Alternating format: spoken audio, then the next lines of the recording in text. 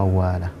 Rabbi syrah li sadri wa yassir li amri wahlul 'uqdatam min lisani yafqahu qawli. Rabbi zidni ilma warzuqni fahma. Para pemirsa CTV Allah muliakan, alhamdulillah kita bersyukur kepada Allah Subhanahu wa taala atas semua nikmat yang Allah berikan kepada kita. Tentu nikmat yang paling besar adalah nikmat kita dijadikannya sebagai seorang yang beriman kepadanya, seorang yang beragama Islam. Yang nikmat ini wajib kita jaga sampai kita meninggal. Sebagaimana firman Allah Subhanahu wa taala, "Wala tamutunna illa wa antum muslimun." Janganlah kalian mati melainkan mati sebagai seorang muslim. Kita tidak lupa bersalawat kepada Nabi kita yang mulia, Nabi Muhammad sallallahu alaihi wasallam, dan juga kepada keluarga dan sahabat beliau sekalian. Para pemirsa CTV Allah muliakan, pada pagi ini di Ustaz Menjawab kita akan menyampaikan satu tema, yaitu kembali kepada sunnah. Tema ini adalah tema besar dari semua ajaran-ajaran dalam agama kita, karena sunnah Nabi SAW adalah salah satu dari sumber pokok di dalam Islam. Maka bila kita baca sejarah para ulama-ulama kita, ahlu sunnah wal jamaah, maka pendapat-pendapat mereka itu senantiasa kembali kepada Al-Quran dan sunnah dari Nabi kita Muhammad SAW. Kita melihat misalnya Imam Al-Ghazali rahimahullahu ta'ala. Beliau adalah salah seorang ulama dalam mazhab Asy-Syafi'i. Di akhir hidup beliau diceritakan oleh murid beliau yang bernama Abdul Ghafir, Al-Imam Al-Ghazali belajar hadis secara serius kepada ulama-ulama hadis, ya. Beliau menelaah kitab hadis yang sahih, yaitu kitab Sahih Al-Bukhari dan Sahih Muslim. Dan disebutkan oleh murid beliau ini, seandainya Imam Al-Ghazali rahimahullah itu hidup dan beliau sempat untuk mendalami hadis sebagaimana orang-orang lain yang sudah mendalami hadis, maka Imam Al-Ghazali dapat mengalahkan semua ahli hadis di zaman itu. Ini menunjukkan bahwa Al-Imam Al-Ghazali rahimahullahu ta'ala sangat serius di dalam mendalami sunnah Nabi SAW. Cerita ini bisa kita lihat dari kitab yang ditulis oleh Al-Imam Az-Zahabi rahimahullah, ulama yang hidup pada tahun 748 Hijriah. Beliau lahir 748 Hijriah dan beliau meninggal pada tahun 1374. Dalam kitab beliau Siyaru A'lamin Nubala, juz yang ke-19, Al-Juz Ustaz Asyar, ya. Kitab ini ditahqiq oleh Syekh Arnaud, Syu'aib Al-Arnaud, salah seorang ulama hadis yang terkenal. Nah, di kitab ini halaman 325, murid Imam Al-Ghazali ini, itu Abdul Ghafir, mengatakan, "Wa kanat khatimatu amrihi iqbaluhu ala talabil hadis wa mujalasati ahlihi wa mutala'ati sahihaini." Kata Abdul Ghafir, dan akhir hidup Imam Al-Ghazali rahimahullah ta'ala adalah beliau serius dalam mencari hadis, dalam mempelajari hadis, dan beliau bermajlis dengan ahli-ahli hadis, dan beliau menelaah kitab dua sahih, yaitu Sahih Al-Bukhari dan Sahih Muslim. Kata Abdul Ghafir, "Walau 'asha la sabaqal kulla fi dhalikal fan biyasir minal ayyam." Seandainya Imam Al-Ghazali masih hidup, maka beliau akan mengungguli semua ulama-ulama hadis dalam bidang hadis dalam berapa waktu saja, dalam berapa hari saja. Biyasir minal ayyam, dengan waktu yang beberapa hari yang sedikit saja. Nah, Imam Al-Ghazali rahimahullah adalah seorang ulama besar dalam mazhab Syafi'i. Beliau lah yang menulis kitab Ihya'u Ulumiddin, menghidupkan ilmu-ilmu agama. Dan bila kita baca kitab beliau ini, Maka kita akan dapatkan kitab Ihya Ulumuddin adalah kitab yang menjelaskan sunnah dari Nabi kita Muhammad sallallahu alaihi wa ala alihi washabbihi wasallam. Salah satu contohnya saya ingin sebutkan di sini kepada kita semua para pemirsa HTV dimanapun Anda berada adalah penjelasan Al-Imam Al-Ghazali rahimahullah tentang bagaimana kita beradab di kuburan Nabi sallallahu alaihi wasallam.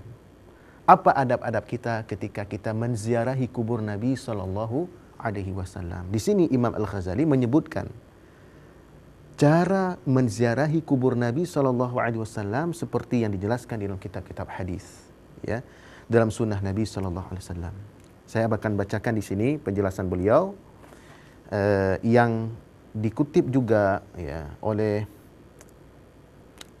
orang yang mensyarah kitab beliau, yaitu Al-Imam Murtadha Az-Zabidi dalam kitab Ithafus Sadatil Muttaqin bi Syarh Ihya Ulumuddin, juz yang keempat. Nah, kitab Ihya itu ditempatkan oleh Imam Az-Zabidi di bagian pinggir, ya, apakah pinggir kanan atau pinggir kiri. Nah, di Ihya ini Imam Al-Ghazali mengatakan, wa amma ziyaratu Rasulillah sallallahu alaihi wasallam fayambaghi an taqifa baina yadayhi kama wasafna.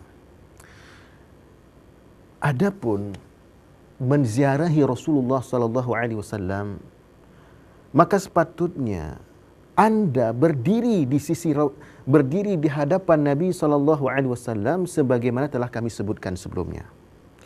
Wa tazuruhu maitan kama tazuruhu hayya. Dan engkau menziarahi Rasulullah Muhammad sallallahu alaihi wasallam itu ketika beliau telah wafat sebagaimana engkau menziarahi beliau selagi beliau masih hidup. Wala taqrubu min qabrihi illa kama kunta taqrubu min syakhsihil karim. Dan engkau tidak mendekati kubur Nabi sallallahu alaihi wasallam sebagaimana engkau mendekati, kecuali, ya, dan engkau tidak mendekati kubur Nabi sallallahu alaihi wasallam kecuali sebagaimana engkau mendekati diri Nabi sallallahu alaihi wasallam yang mulia itu. Lau kana hayya, selagi beliau masih hidup. Wa kama kunta tara al-hurmah fi alla tamussa syakhsahu wa la tuqabbilahu, sebagaimana engkau mengetahui bahwasanya memuliakan Nabi sallallahu alaihi wasallam itu adalah alla tamussa syakhsahu. Engkau tidak menyentuh diri tubuh Nabi sallallahu alaihi wasallam, wala tuqabbiluhu, dan tidak mencium Nabi sallallahu alaihi wasallam, bal taqifu min ba'di ma'ilan baina yadayhi. Tetapi engkau berdiri, ya, min bu'd, ya, dari jauh. Bal taqifu min bu'din, tetapi engkau berdiri dari kejauhan. Ma'ilan baina yadayhi, ya, di hadapanmu. Fakadzalika faf'al, maka demikian juga, maka lakukanlah. Fa innal massa wa taqbila lil musyahidi adatun nasara wal yahud. Maka sesungguhnya menyentuh dan mencium kuburan-kuburan itu adalah kebiasaan orang-orang Nasrani dan Yahudi. Inilah adab kita berziarah ke kubur Nabi SAW. Ketika kita datang ke tanah suci, ya, dalam rangka kita melakukan ibadah haji atau ibadah umrah, ya, kemudian kita datang ke kota Madinah, ya, dan dalam satu hadis Nabi SAW, ya, sangat menganjurkan kita untuk mendatangi 3 masjid di dunia ini. Kata Nabi SAW dalam hadis tersebut, la tushaddur rihal illa ila 3 masajid, Masjidil Haram wa Masjidil Aqsa wa Masjidi hadha. Janganlah bersusah payah untuk bepergian jauh, kecuali bersusah payah itu adalah untuk mendatangi Masjidil Haram, Masjidil Aqsa, dan masjidku ini. Jadi pada saat kita mengadakan perjalanan kita ke Masjid Nabawi tersebut, ya, kemudian kita mendatangi Masjid Nabawi sebagaimana dalam hadis Nabi tadi. Selain itu kita juga datang ke tempat-tempat bersejarah, ya, misalnya kita juga datang ke Masjid Quba, Ya. Kita juga selain datang ke dua masjid tersebut, kita datang ke kuburan, ya. Di kuburan Nabi sallallahu alaihi wasallam yang berada di Masjid Nabawi, kemudian kuburan dua sahabat beliau yaitu Abu Bakar dan Umar yang berada di sisi kubur Nabi sallallahu alaihi wasallam. Selain itu kita juga berziarah ke kubur syuhada Uhud, kemudian kubur Baqi', ya. Nah, inilah tempat-tempat bersejarah yang boleh kita ziarahi selain dari menziarahi Masjid Nabi sallallahu alaihi wasallam. Tentu saja kita menziarahi tempat-tempat bersejarah tersebut tidak bersusah payah, ya. Artinya kita tidak datang ke sana hanya untuk berziarah ke tempat itu, tapi kita datang ke sana untuk menziarahi Masjid Nabi sallallahu alaihi wasallam. Nah, setelah kita datang ke Masjid Nabawi, kita kemudian datang ke kuburan-kuburan itu. Nah, jadi tujuan utama kita datang ke Madinah itu, yang paling utama sekali adalah untuk ziarah, ya, masuk dan mengerjakan ibadah di Masjid Nabawi. Yang kemudian setelah itu kita boleh melakukan di tempat-tempat yang lain, ya. Tentu saja seperti yang diajarkan oleh Nabi sallallahu alaihi wasallam, yang di dalam kitab Ihya Ulumuddin ini, ketika kita menziarahi kubur Nabi sallallahu alaihi wasallam, Imam Al-Ghazali memberikan panduan kepada kita agar kita tidak menyentuh kubur Nabi sallallahu alaihi wasallam, tidak mencium kubur Nabi sallallahu alaihi wasallam. Kata beliau rahimahullah, fa innal massa wat taqbila lil mashahidi adatun nasara wal yahud. Kenapa kita tidak boleh menyentuh dan mencium kubur Nabi sallallahu alaihi wasallam? Adalah karena itu adalah kebiasaan orang-orang Nasrani dan orang-orang Yahudi. Nah, bagaimana Imam Al-Ghazali ini luar biasa perhatian beliau terhadap sunnah dari Nabi kita Muhammad sallallahu alaihi wa ala alihi wasahbihi wasallam. Nah, para pemirsa ACTV yang Allah muliakan, Nabi sallallahu alaihi wasallam dahulu juga telah mengingatkan, ya, umatnya agar tidak menjadikan kubur Nabi sallallahu alaihi wasallam itu sebagai wathana yu'bad, sebagai berhala yang disembah. Dalam sebuah hadis yang diriwayatkan oleh Imam Malik dalam kitab Muwatta'nya, beliau menyebutkan ungkapan Nabi sallallahu alaihi wasallam, la taj'al qabri wathana yu'bad. Ya Allah, janganlah engkau jadikan kuburku sebagai berhala yang disembah. Nah, ini adalah apa yang disebutkan oleh Nabi kita Muhammad sallallahu alaihi wasallam. Jadi bahwa kita dianjurkan untuk berziarah kubur itu benar, sebagaimana juga dalam sebuah hadis yang sangat masyhur Nabi sallallahu alaihi wasallam bersabda, kuntu nahaitukum an ziyaratil kubur fazuruha, ya. Dahulu saya pernah melarang kalian untuk berziarah kubur, tetapi sekarang ziarahilah kubur-kubur itu. Fa innaha tudzakirukumul akhirah. Karena dengan kalian berziarah kubur itu akan mengingatkan kalian kepada akhirat.